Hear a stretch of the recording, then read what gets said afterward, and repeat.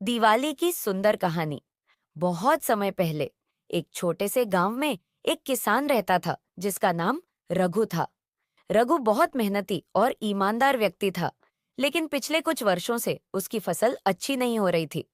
दिवाली का त्योहार आने वाला था और रघु के पास इतने पैसे भी नहीं थे कि वह अपनी पत्नी और बच्चों के लिए मिठाई या नए कपड़े खरीद सके। रघु बहुत दुखी था, लेकिन उसने हार नहीं मानी। दिवाली से एक दिन पहले रघु ने सोचा कि वह अपनी बची हुई फसल से कुछ धन कमा सके। वह अपनी फसल लेकर पास के बाजार गया, लेकिन वहां भी उसे ज्यादा पैसे नहीं मिले। निराश होकर वह घर लौट रहा था।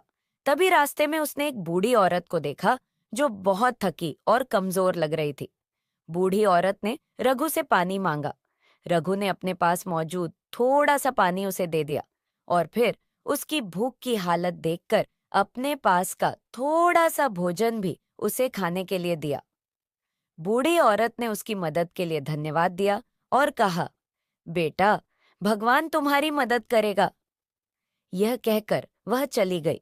जब रघु घर वापस आया तो उसने सोचा कि दिवाली की रात अपने परिवार के साथ बस शांतिपूर्ण तरीके से बिताएगा, भले ही वह ज्यादा कुछ नहीं कर सके। लेकिन जैसे ही शाम हुई, अचानक आसमान से बारिश की तरह सिक्कों की बौछार होने लगी। यह देखकर रघु और उसका परिवार चौंक गए। रघु ने समझा कि यह भगवान की कृपा है और यह उस बूढ़ी औरत का आशीर्वाद था जिसे उसने पानी और भोजन दिया था। रघु ने उन सिक्कों से न केवल अपने परिवार के लिए मिठाई और नए कपड़े खरीदे, बल्कि गांव के गरीब लोगों के साथ भी दिवाली की खुशी साझा की। उस दिन से रघु के जीवन में समृद्धि आ गई और उसने हमेशा दूसरों की मदद करने का संकल्प लिया। इस कहानी से हमें यह सीखने को मिलता है कि दिवाली का असली मतलब सिर्फ अपने घर को रोशन करना नहीं है, बल्कि अपने दिल को भी दूसरों के प्रति उदारता और करुणा से भरना है। जब हम दूसरों की मदद करते हैं, तो हमें अनजाने में जीवन में खुशी और समृद्धि प्राप्त होती है।